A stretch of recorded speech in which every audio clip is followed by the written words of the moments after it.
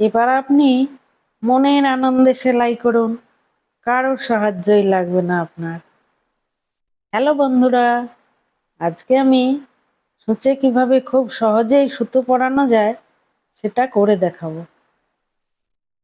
আমাদের অনেকেই বয়সজনিত কারণে বা অন্য যে কোনো কারণে সূচে ঠিকমতো সুতো পরাতে পারি না, কিন্তু এই একটুখানি যন্ত্রের সাহায্যে একেবারে সহজেই নিজের কাজ নিজে করতে পারবো।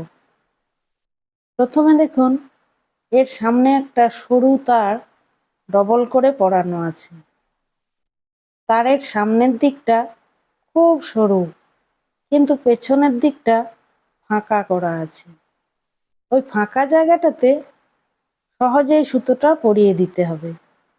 তারপর সুতোটাকে তারের সামনের দিকে নিয়ে গিয়ে ছুঁচের ফুটোতে ঢুকিয়ে দিলেই কেল্লা ফতে, হয়ে গেল ছুঁচে সুতো পরানো। যত সরু ছুঁচি হোক না কেন তার মধ্যে ঢোকানো যাবে।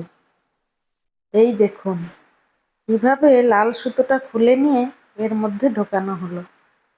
এরপর সুতোটাকে তারের সামনে এনে সূচে পরিয়ে দিলাম, হয়ে গেল আমার কেরামতি। এবার যাবতীয় নকশা তোলা, সেলাই করা আপনার হাতের মুঠোয়।